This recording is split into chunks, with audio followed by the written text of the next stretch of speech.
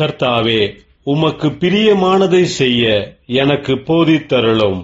நீரே என் தேவன்.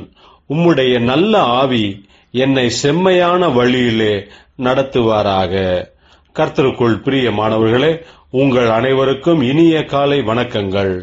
இன்றைய வேத வசன தியானத்திற்கென்று நாம் தெரிந்தெடுத்திருக்கும் வேத பாகமானது தானியேல் 6ஆம் அதிகாரம் 27ஆம் வசனம்.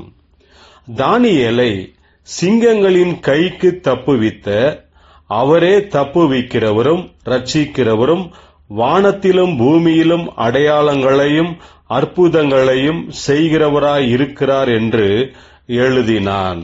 பிரியமானவர்களே, இன்றைய வேத தியானத்தின் தலைப்பு அவரே அற்புதங்களை செய்கிற தேவன் என்பதே. தானியேல் மேல் உள்ள பொறாமையினால் அவனுடைய விரோதிகள் எப்படியாவது அவன் ராஜாவினிடத்தில் குற்றம் சுமத்த வேண்டும் என்று சதித்திட்டம் தீட்டினார்கள். தானியேலோவென்றால் தன்னுடைய தேவனுக்கு முன்பாக தினம் 3 வேளையும் ஜெபம் பண்ணி ஸ்தோத்திரம் செலுத்தினான். அதனால் ராஜாவின் கட்டளையை மீறினான் என்று தானியேல் மேல் குற்றம் சுமத்தி சிங்கத்தின் கெபியிலே போட வேண்டியதாயிற்று. ராஜா தானியேல் மேல் மிகவும் பிரியமுள்ளவனாயிருந்தும் தன்னுடைய கட்டளையை மீறாதபடிக்கு தானியேலை சிங்கத்தின் கெபியிலே போட்டான். இதனால் மனவேதனை அடைந்த ராஜா இரவு முழுவதும் தூக்கம் வராமல் அதிகாலையிலே கெபியினிடத்திற்கு போய் பார்த்ததும் தானியேலே என்று கூப்பிட்டான்.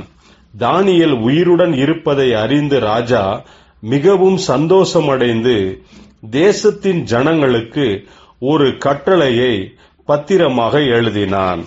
அது என்னவென்றால், என் ராஜ்யத்தின் ஆளுகைக்குள் எங்குமுள்ளவர்கள் யாவரும் தானியேலின் தேவனுக்கு முன்பாக நடுங்கி பயப்பட வேண்டும்.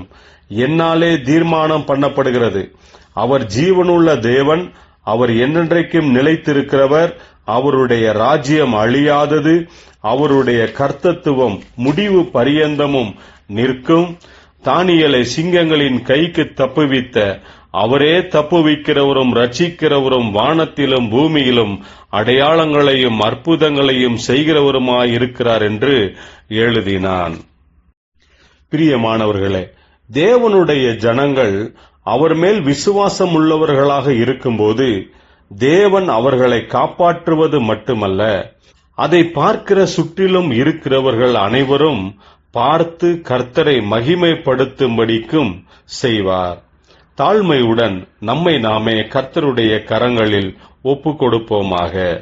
ஜெபிப்போம். ஜீவனுள்ள தேவனே, நீர் ஒருவரே கர்த்தர் என்பதாக எங்களை சுற்றிலும் இருக்கிறவர்கள் அறிந்து கொள்ளும்படிக்கு அற்புதங்களை அடையாளங்களையும் செய்வீராக. உமது நாமம் மகிமை அடைவதாக.